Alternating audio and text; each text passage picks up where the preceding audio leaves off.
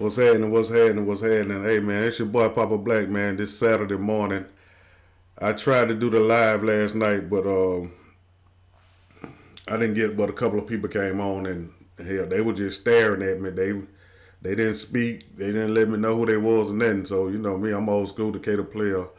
I can't just sit there and talk, and people looking at me and you ain't saying nothing. I can't get out like that. That y'all can have that little bit, but a lot of people be asking me what happened to me and if I'm still doing shows and all that, man. And let me, I'm gonna give y'all the short versions because, like I said, I do have a documentary that I'm working on, and a lot of the stories and stuff that I went through will be in the documentary. But like me, man, my start started real early, man. Like I remember checking out joke books way back in Tilson Elementary. You know what I mean? Not knowing anything about being a comedian or none of that. I didn't even know what a comedian was at the time, but I do remember checking out joke books, reading jokes. You know what I mean? As a child, I probably still owe Tilson, Miss Urquhart, one of them joke books or something. It's probably somewhere. You know what I mean? But then as I went to school, man, like I always been around some funny people, man. Even at Tilson, man.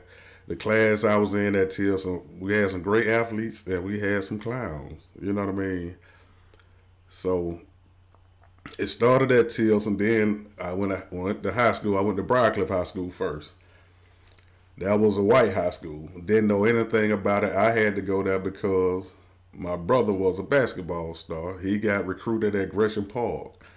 So he had to go to Briarcliff. I had to go to Briarcliff. One thing that was good about it, my whole crew that I went to elementary school with, they came with me. That's how tight we was. You know what I mean? So we get to Briarcliff. This is our first time. Well, my first time really being around a lot of white people. So I didn't know what to expect. I was just glad I had my homeboys to come in. You know what I mean? Do it with me. So we get there. Come to find out, Briarcliff was a mixed school, and it was some clowns at Briarcliff too. Some funny people and some fighters. Briarcliff had a little bit of everything. So okay, now I'm clowning in high school now, but at the same time in elementary, I was a straight A student too. So I knew how to do my work, but then my conduct always was ins and U's. Talk too much, talk too much. All you know, what I mean, I can if I can find one of my old report cards, I'll show you. I always talk too much, talk too much. So I ended up leaving Briarcliff, and when I went to Gordon, Gordon was an all black school and my home school. Okay, at Gordon, man, everybody it seemed like was funny. You know what I mean? So it don't matter what grade, it don't matter what teacher, whatever class I was in. Oh, come on, man. I can clown all day for real now. So, and then I already knew, I found out that I was a couple of quarters. We had quarters back then. Y'all got semesters now, but we had quarters back then. But I knew I was a couple of quarters ahead of where I came from. I mean, well, ahead at Gordon from Briarcliff. Like, it's sad that it's a big difference between white schools and black schools. Like, when I left Briarcliff and came to Gordon, it was a major difference. So, and that really kind of messed me up too. Because, see, by me being ahead and already, boy, like I said, I was smart ahead now. You know what I mean? So, by me already being ahead of everybody, you know what I mean, I'm really on chill mode. I ain't really got to worry about the work, you know what I mean? Because when I was at Briarcliff, I was in all the advanced classes. I changed that by the ninth grade. Now, I need to get in these regular classes because these advanced classes, I really got to do some damn work. I really got to study. So, let me get in these regular classes and, you know what I mean? I ain't got to work as hard at school. Like, man, I always been like this. So, we get to going, man. We clowning every single day. You know what I mean? And I'm gonna give y'all a couple of little stories, man. Like I got it in class with one of my homeboys, and well, two of my homeboys. I ain't gonna call their names out, but this is crazy, man. I failed a class. I think I had a 21. My homeboy had a 19. Now, the third dude that used to hang with us, like the teacher hated me and my homeboy, the 21 and 19. She hated us so bad that the third guy, she kind of liked him. So she let him come and take the final exam. It was an open book test. She didn't even tell me and the other one. And she passed him. You know what I mean? But, you know, it is, man, like I say, man, I had a ball at school, man. So after I leave after Gordon and Walker combined to make McNair, I went to McNair for a quarter. Okay, I go up there the first quarter school. Hey, man, McNair was a fool, too. Cause now we got the clowns from Walker and the clowns from Gordon. We don't combine. You know what I mean? It got so crazy up there. Like I think it was D Hall. Like when you come off the bus and walk up D Hall, pimp, you get Joan from the time you walk in that door all the way down to the end of the line. It might be 30 people in line just standing on both sides of the wall. They wearing your ass out. Walking down, and then you get at the end of the line, so the next person coming, they wearing their ass out, and then you get a chance to start wearing folks out too. Like this was every day before we go to class. So I always been surrounded by some clowns, man. So then I leave McNair and go to open campus. Okay, I go to open campus. It's so relaxed. They don't care if you go to class or nothing. So actually, that's the worst thing I really did when I went to open campus. Well, the worst thing I did when I left Broccoli to go to Gordon, because that was the turn of it all. But when I got to open campus and I seen that they didn't really care about us going to class and all that, I really didn't care about going to class. They'll tell you, man, I had a party at school every day across the street from the school. 9 o'clock in the morning, we going to that liquor store to open up. And then I'm gonna have a party. I might have girls dancing on top of the car. I definitely got some music, and we out there drinking right across the street from the school. You know what I mean? But and people know that went to Broccoli with me. They know I'm not lying. Like my name wasn't Black Boy at at open campus. The people that went to open campus know I'm not lying. But I mean, my name at open campus was Bo Cephas. Like I would not even answer the roll if the teacher wouldn't call me Bo Cephas. Don't ask me where the name came from. I don't know. I was stupid. I just came up with the shit one day. But okay, I met comedian Nard hosting at open campus. So we start kicking it. We click, hanging every day. Start running the streets. You know what I mean? I took him to the hamp. Well, you know what I mean? I used to hang at or whatever. And if you don't know what the hamp is, that's not my fault. You got to find out on your own. And then when, every job I got, I used to always make sure I got one or two of my homeboys with me. You know what I mean? Like Chick and Nard. Two people, Chick and Nard. I always make sure one or both of them gonna be working with me every job I had. Because I'm gonna clown at every job I got. You know what I mean? So the last job me and Nard had together was Everything's a Dollar Warehouse. And boy, we used to wear them folks out at 5 o'clock in the morning. We talked about these folks all day till we get off at 1:30. All right, so after one day, Nard called me and he told me he had went to a comedy club and did amateur comedy. And I'm like, hold on, pimp, what you mean? What? I said, hey, pimp, that's something I always thought about getting into, man. You need to, hey, man, let me know when you go back down there. So he went the second time without me. And then again, he called me that night when hey, man, hey, Black, I've been down here at the amateur night, man. I'm like, hey, pimp, you got to come get me next time. Okay, that's where he met Mike Epps. Okay, so they come and get me the next day. We go hang out. You know what I mean? Nod telling me what happened. And I'm like, hey, I told you, that's something I always want to do, man. So, hey, now that you doing it, shit, nigga, let's go get it. So, Mike heard me talk for about 10 minutes. Mike said, hey, man, you need to be on stage. I said, hey, pimp, that's all I need to hear. I say for somebody that don't know me to tell me I need to be on stage and my boy doing it too, hey, pimp, I got it. So, that following Tuesday, November 30th, 1993, we go down to the Comedy Act Theater. So when we get to the Comedy Act, you know, I'm just sitting around looking at everything. I'm like, man, this is, what the hell? Because I don't know anything, nothing about stand-up comedy. So I'm just looking. They telling me I got to sign a list and all this. And I was going to go by black, just plain black. And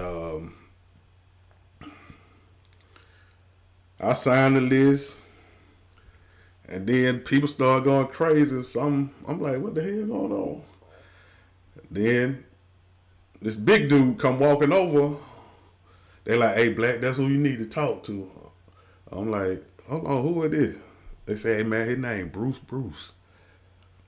I said, okay. I said, hey, man, my name Black. This is my first time trying to go on stage, man. I don't know nothing about it, so just don't call me first.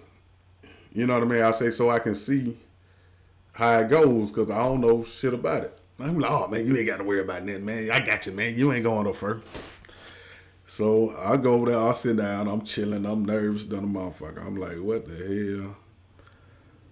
So, you know, he go up, he do his thing for about 15 minutes. I'm talking about he tearing the damn club up. I'm like, man, what the hell? So I got, I'm sitting here, I'm like, I got a feeling he gonna call me up there first. And boy, next thing you know, he said, hey, man, this dude here say this is his first time. And he said, hey, man, whatever you do, hey, man, don't put me up first. But guess what? Y'all know this nigga is going up first. Nigga look hard now. Nigga say he's all the way from Decatur. Y'all give it up for my man call himself Black. Man, let me tell you something, man. I walked through that crowd, man. I was so damn nervous, pimp. Man, let me tell you something. I go up. The club is absolutely sold out. So it's one seat that's empty. And it is directly center stage, right there in front of the stage. I go up there. I know my first couple of jokes. Hey, I'm gonna tell y'all something in a minute. Gonna trip y'all out. But my first couple of jokes, I was talking about some nigga roaches and some. We got roaches with their hair, with their antennas braided up or some old bullshit, something. And but before I started, and Bruce loved to kill me about this shit. It's two stories he loved to kill me about. When I first started, I was so damn nervous. I actually did one or two little dance moves when I first, before I said anything. Like, everybody know I'm not a damn dancer. I ain't never knew how to damn dance, period. So I don't know where that shit came from, but boy, that was the one and only time, well, two times that I don't dance on stage a little bit. You know, I'll tell y'all what the second one is in a minute, but he loved to kill me about that. So when I'm doing my jokes, trying to think of my shit and all this old shit. So as I'm doing my jokes, is the one seat that's empty. I see a dude coming straight down the aisle. And come to find out, as he get closer to the seat, it's a dude I played basketball against in high school. Dude named Dexter Jordan. Went to Drew Hill High School. How in the hell is one seat, I'm talking about the club absolutely sold out. It's one seat empty.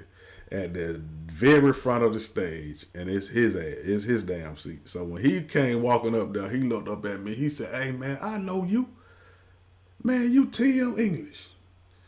Hey man, that threw my whole night off. And I was like, "Hey man, I don't forget the rest of my joke. Hey man, I'm black man. Peace, man. I got on that stage, but when I met Mike and we talked that weekend, Mike told me, he said, man, it only takes one time for you to go on that stage and you'll know if you can do it or not. And he said, this is how you prepare for the stage. And he said, it's going to sound crazy, but this is how you prepare for the stage. He said, what you do, you get you a comb or a brush and get in front of the mirror. And the stuff that you write down, you're going to say, you say it, and you know what I mean, and practice in front of the mirror. You can see your facial expression, you do all that. So I did it, and then, hey, man, and like he said, when I came on that stage, I said, hey, man, you know what? I got this. So it went on from there. The comedy act closed. Well, some of the people that I met when I first started was Gerard Guillory. He's out in L.A. now. I don't forget when Smokey Deese, he's out in L.A. now. Those are the guys that started with me. Mac Bootsy, Nard, of course. And see, when I said my first night was amazing and I didn't know it, let me tell you why. Mike was the first one to tell me to get on stage. Well, I went to school with Nard. Then Mike was the first one to tell me to get on stage. Bruce was the first one to give me the microphone.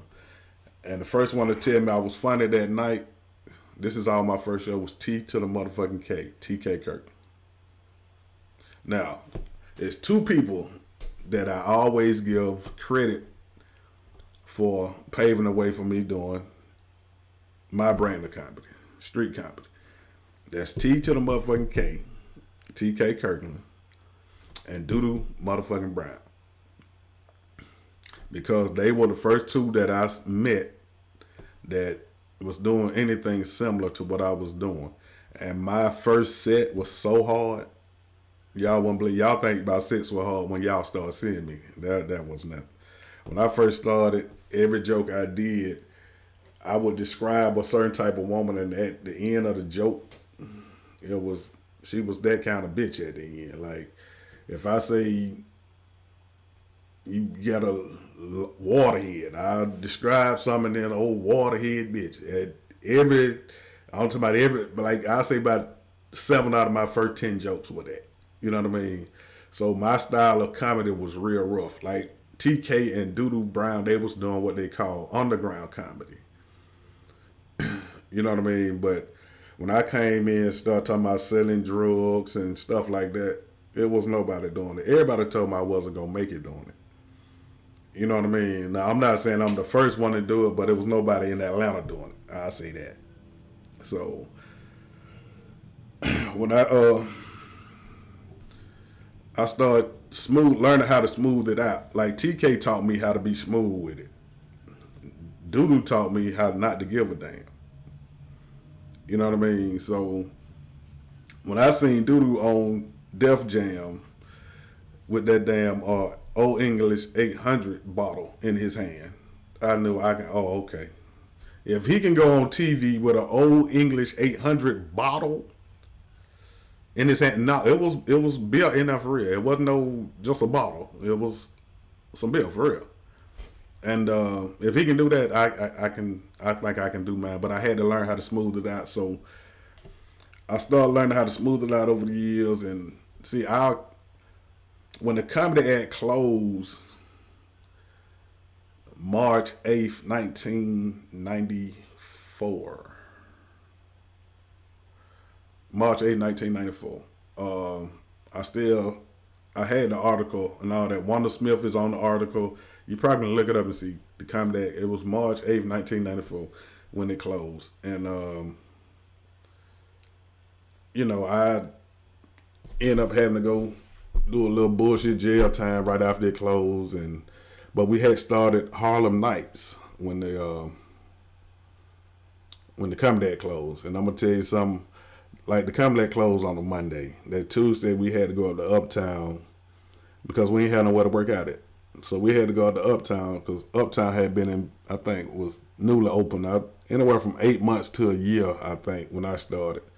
And so they trying to knock the Comedy Act out of the way. So Bruce was the host of the Comedy Act, and Quake was the host of Uptown. So they kind of had like a little rivalry. You know what I mean? So when the Comedy Act closed, we had to go up to Uptown that next night. Oh boy, Quake was in rare form. Anybody that came for that Comedy Act, he did not put up. He was calling us POWs and everything. It wasn't funny at the time, but now, boy, it is hilarious because he had his foot on our neck, pimp, and it wasn't, onto my, boy, everybody know Quake was a motherfucker back then. He cool, me and Quake cool now, but, yeah, Quake was hard to deal with back then. You know what I mean? But him and Bruce, boy, both of them was on fire. So, and I don't think it was no beef. It was just a rivalry because the new club kind of come knock out the foundational club. You know what I mean? Because from what I understand, the Comedy Act was the first black comedy club in Atlanta that I know about. I might be wrong, but so, we, everything eventually worked out or whatever. Then, like, a lot of y'all don't even know about Comedy Corner 2. You know what I mean? I'm going to jump on that in a minute. But when Bruce finally got there that night, the first night we had to go to Uptown, and me and him out there talking on the balcony, and I'm talking about the original Uptown on Peace Street, up there in the plaza upstairs over there where Houston's at. I mean, is it Houston's or the Cheesecake Factory? Houston, yeah, where Houston's at. And we out there talking, and I told him what happened, and he like, man, what the hell we gonna do? I'm like, hey, pimp, who's the little guy? Because everybody knew how loyal Bruce was to the Comedy Act. You know what I mean? So, but there was a lot of people that wanted him to do the different comedy spots all around Atlanta, but he was so loyal to the Comedy Act, he wouldn't do it. So I'm like, look, man, who the little dude that got the funny laugh that come in the club all the time? And it's a dude named Lil Mike. And he was the dude that owned the Blue Flame best friend, or one of his running partners. I ain't gonna call his name out, you know what I mean? But you know what I mean, he was his running partner, so he had been on Bruce about starting a comedy night somewhere. So I was like, why don't you tell him that, hey man, the Comedy Act done closed, so you know what I mean?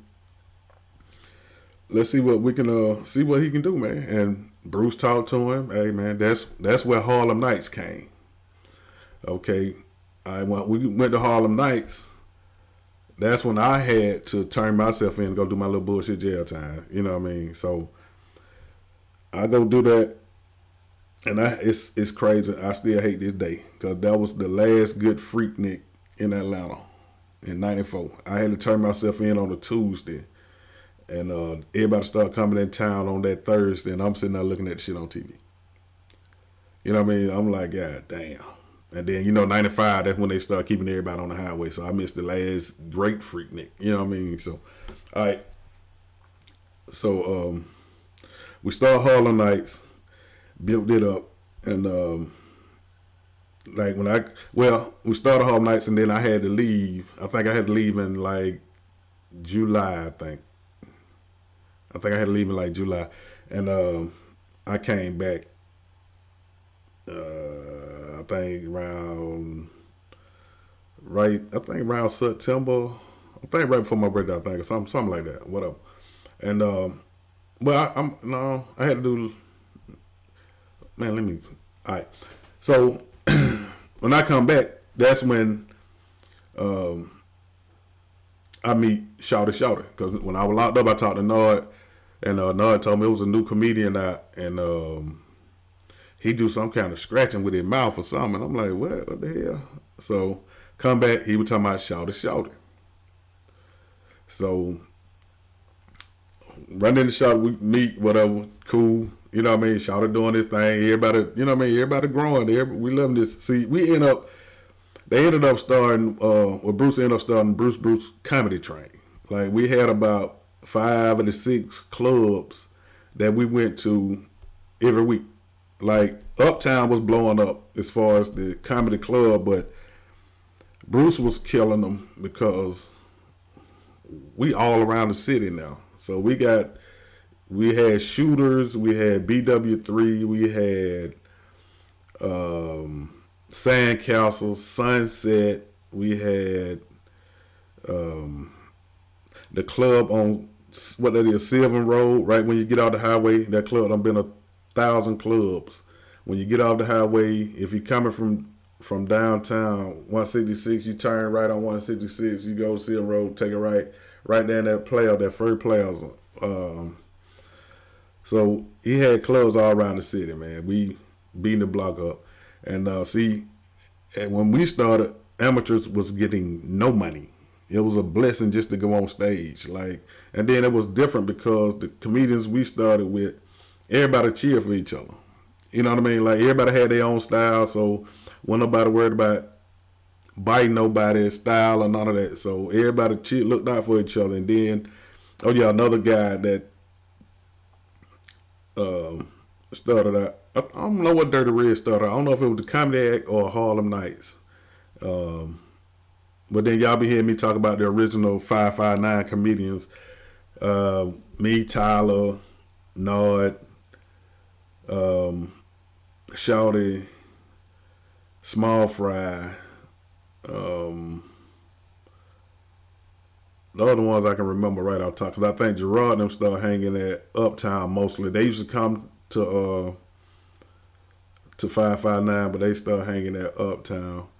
And then I forgot my dog JJ. We met JJ a little later. I don't think we had started five. Well, it might have been right after we started 559 when JJ moved here from Mississippi. And I remember the first time seeing JJ on stage. It was Sharing Secrets, and it was some kind of like amateur contest Bruce was hosting, because that's what we were doing, going around the city. We have a little amateur contest and all that. So when we seen JJ tearing the damn club up, and Bruce talking about he an amateur. I'm like, pimp, that ain't no damn amateur right there. Man, he come from Mississippi, man. He say he an amateur. You know what I mean? I'm like, well, shit. Now, I don't know how long he talking about he been an amateur, but that boy funny, man. And we met JJ, and I call him my twin. We born September 17th. That's my dog. So anytime you see me talk about him, it's always my twin. We got the same birthday, so we been cool ever since then. Then, like I say, when amateurs wasn't getting any money, then we came up with, me and Bruce was talking, we came up with, hey man, won't you, instead of having a big budget, won't you get an amateurs like $25 a piece? I said, dog, you see how these folks following you everywhere for nothing. Just think if you get them $25, just some gas money. So, well, we end up having a line of comedians, everybody coming trying to hang and get on stage, and Bruce really responsible for a whole lot of funny comedians coming out of here, because they labeled us the 559 comedians because we was the rough comedians. You know what I mean? Like, the comedy club wasn't used to us. You know what I mean? Then came along Dirty South and Ernesto and the Double D's, and you know what I mean? So the 5-5, but everybody know if you made it through that 5-5, you're gonna be a great comedian. And see, people don't realize how hard the 559 was. It was always compared to a club in New York called Peppermints. The Peppermints supposed to be so hard up there, like the Apollo. So, but everybody knew if you could get through 559, that, you know what I mean, that you can make it anywhere.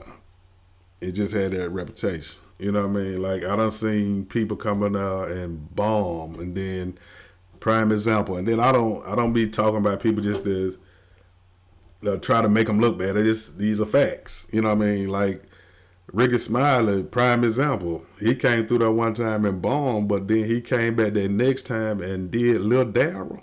Oh, he destroyed that bitch. You know what I mean? It's done been people coming through there and destroy that club, man. And boy, when they do, it's such a rewarding feeling. Cause boy, the 559, man.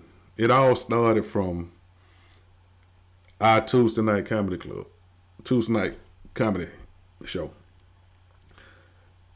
Tuesday nights, the show then started at 12 o'clock midnight on a Tuesday. 11 o'clock, the parking lot is empty. 12 o'clock, it's sold out. It's time to get out. You know what I mean? So this was every Tuesday. And I'm saying the club was wall to wall. 559 is the closest thing to Charles Disco. You know what I mean? It turned our Tuesday night comedy turned that club into $1 million club. You know what I mean? So, but look, man, it's been 30 minutes already, and I ain't even, dog, I'm just getting started, but I'm not going to talk y'all head off on this. You know what I mean? But I got people that's going to come in and, you know what I mean? Like I said, man, I got stories for days. And, you know what I mean? But I'm going to take y'all back through when I started and how the game was and how the game has changed. I got people that's going to call in. It's not just going to be my stories. It's going to be a lot of people's stories, man. And then, like, I love the underdog. Not calling nobody an underdog, but I love the people that don't get the shine that they should. You know what I mean? I want to be the one to help them get out there and just tell your story. I can't promise you I'm going to blow you up, but I just want your story told because I respect your story. You know what I mean? So, but I'll get into some more of the details a little later on, man, on some of these lives. And then once we got people that's going to be on the podcast with me. But that's just like, oh, damn, I still didn't even tell y'all what the hell. Look, real quick, man. Well, I'll tell you what, I'll make another video just explaining why y'all haven't seen me or whatever, man. Like, people don't really understand what comedians go through. Like, real quick, it don't matter what we deal with. Our job still to come out and make y'all laugh and have a good time. Like, I had to slow down because, and I think everything happens for a reason. You know what I mean? Like, when my career slowed down, I hadn't really spent a lot of time with my family, like for the last 6-7 years. You know what I mean? But when my career slowed down, everybody in my immediate family had 2 to 3 surgeries back to back, except me. My sister, my brother, mama, and daddy. You know what I mean? So, and I think everything happened for a reason. Like, I hadn't really spent, like, when I was on the road, Doc, we were so busy that for like 2-3 years, I might have seen Atlanta one day a week. You know what I mean? So, I really didn't spend time with my family for a long time. You know what I mean? So, when they start getting sick, and then I'm the only one not getting sick, that means, shit, you got to take care of family. Like, when I say y'all don't understand what we go through, I'm going to touch on this, but then, like I say, I'll get into this later on. But when my children's mother passed away, I was in Houston, Texas. When my daughter called me, I had like 3-4 minutes before my next show. And when I looked at my phone, I was like, hey, baby, everything all right? She was like, no, Daddy, my mama just passed away. I was like, hold on, baby, wait a minute. Don't play with me. She was like, no, Dad, I'm for real. I said, oh, shit, hold on, boo. I said, baby, let me. I said, this going to sound kind of messed up. But I can't talk to you right now. I say, I explain to you in a minute. I say, but I can't talk to you right now. I say, I got about 450 people out here waiting on me to come and make them laugh. I said, if you can give me about 30 minutes, I'm gonna call you right back, and I promise you, we gonna talk. And she said, okay, hey man, I went out there and I think I had the show recorded too. I had one of the best shows I ever had. Like I don't know what it is about when we go through some trauma, it turned out into one of the best shows that we ever have. You know what I mean? Like laughter is good for us. Like that was my therapy. Going out, no matter what type day I have, I can go out and make 300-400 people laugh and forget their problems. You know what I mean? My problems seem to go away. You know what I mean? But those are some of the things that we go through, man. Like even for my children's mother's funeral, I couldn't even be there because I had a show that people had done invested a whole lot of money in me that I had to go do. I couldn't change it. You know what I mean? And I had to tell my daughters that too. You know what I mean? But I was there with them for the wake and all that. But even though I was there, it still wasn't the same. You know what I mean? Like you know what I mean? Like one of my daughters still mad at me about that. You know what I mean? And pimp, it's been 16 years. But those are the sacrifices we have to make, man, as a comedian. You know what I mean?